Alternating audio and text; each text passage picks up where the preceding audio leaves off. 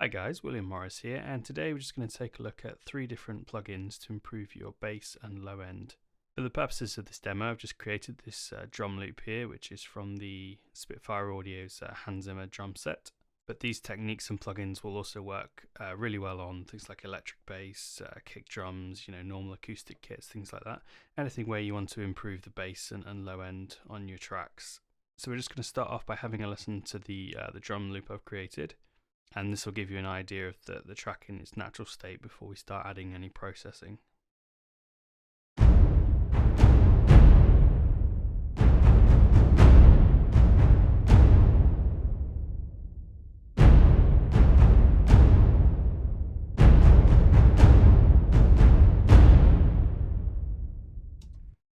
Okay, there we go. So the first plugin I want to show you guys today is the Waves Lower plugin. Now, this actually would fall under the category of harmonic plugins because it will add in additional harmonic content below the bass that you already have. So we can see here on the controls, the range control will set where you want that initial frequency to be. The default is on 80, which actually generally sounds really nice for a lot of drum stuff anyway. We have the lower and the low controls for adding in our harmonics. Here we can blend the direct signal, so our original drum loop here with the process one, and on the output you can just take down the overall level. There's a little trim control here. So let's just have a listen now. I'm just going to turn this plugin on, and I'm just going to gradually increase some of the controls so you can get an idea of what this sounds like. I will just put in the align button here, and all this does is align the generated frequency content with your original. Okay, so let's have a listen with the plugin on, and I'll gently push up the controls as we go.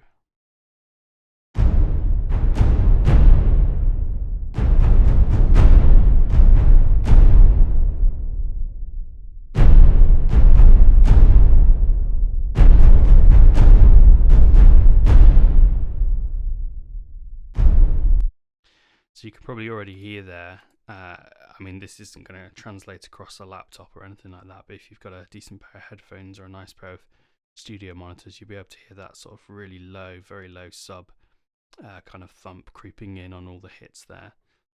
Just to really exaggerate it, I'm going to take out all of the original, all of the direct signal, and just play you what's been generated by the plugin itself.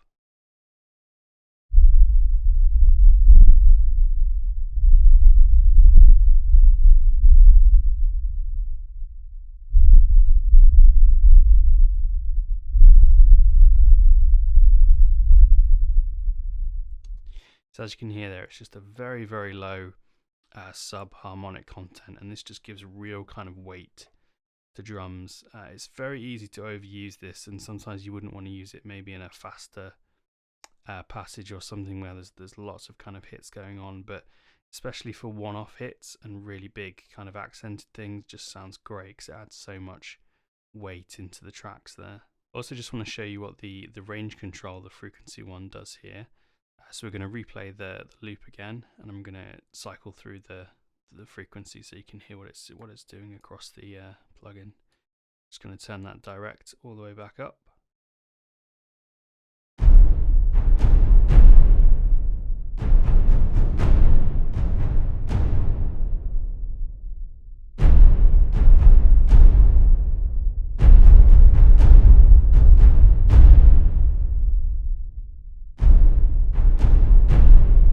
Okay, there we go.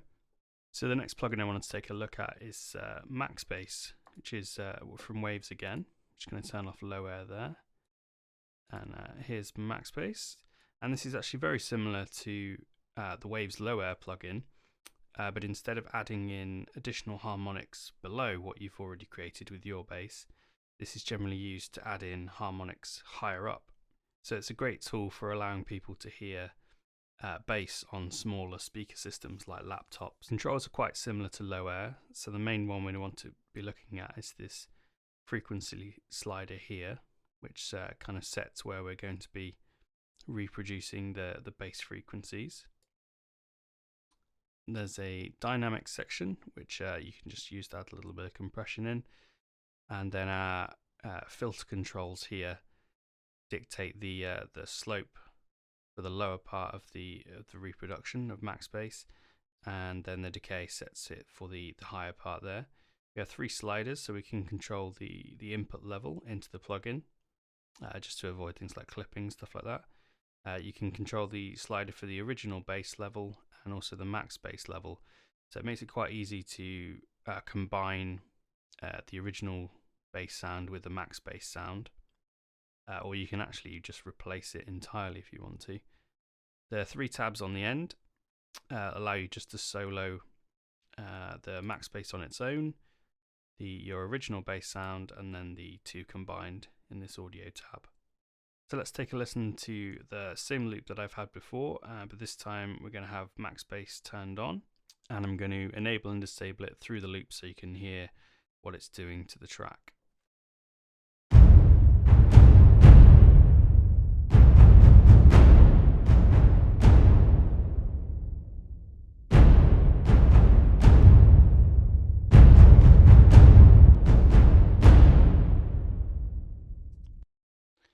So as you can hear there, it's just adding in a huge amount of weight and kind of low mid into that, which is really going to help when these tracks come up on the smaller speaker systems, because previously a lot of the bass on here would have been almost completely lost, but now we're kind of bringing it back in a higher register for those smaller systems. I'm just going to have one more playthrough with this one, but this time I'm going to be adjusting the frequency slider so you can hear what it's doing to the range through the drums, and then we're going to be soloing the MaxxBass side and the original bass so you can hear that as well. Okay, so let's give that a go.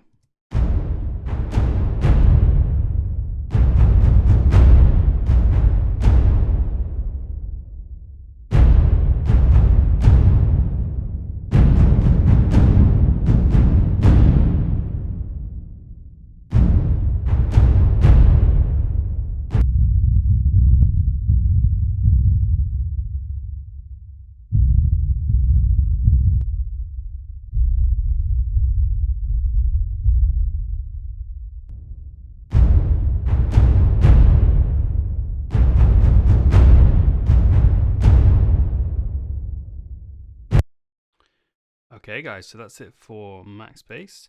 So we're going to move on to the final plugin now, which is again by Waves, but it's the Vitamin plugin. Now Vitamin actually isn't specifically for bass, but it can be used really effectively on it. And the main thing I'm actually going to be looking at is these controls down at the bottom, which allow you to either narrow or expand the stereo width, but by frequency band. So as you can see here, we have a low, mid, high band across the plugin, and then you can narrow or widen per category. So a really kind of handy tip for a lot of things like bass synths and some drum stuff is to narrow the very lowest parts, the sub parts, and keep the low, mid and higher parts a bit wider in the stereo spectrum.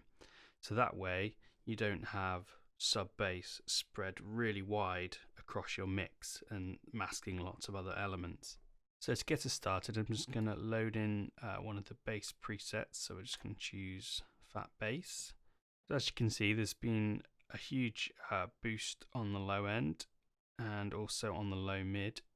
But the interesting bit for me is this section here, where we can see that the width has been taken all the way down, basically to mono, for the very lowest range, which is set to 123 Hz.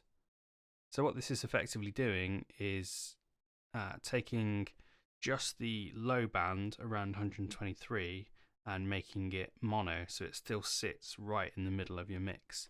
And everything else, all the other bands, are left unaffected. So all the high end and all the attack and transient and stuff of the drum is still going to be spread fairly wide, but just this very low part is going to be centered in your mix. So let's just take a listen and see what that's doing. I'll actually start with the control in mono like that, and then I'll bring it up so you can hear what it's doing.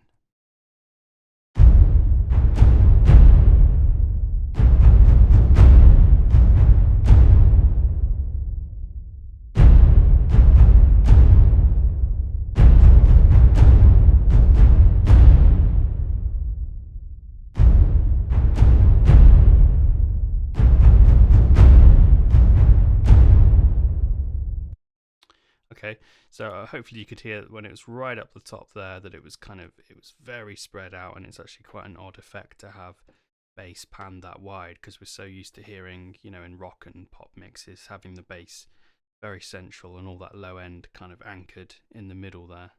So to recap, we had Vitamin from Waves, which I've just used there. We had MaxxBass, and we had Waves Lower as well. So that's the kind of 3 sort of bass management plugins I use. You can also obviously just use standard things like your EQs and compressions as well. But these are 3 sort of quite interesting tools to really sort of shape that low end and get it sitting in the track where you want it to. So I hope you found this helpful, guys. Any questions at all, just let me know in the comments and I'll try and help you out.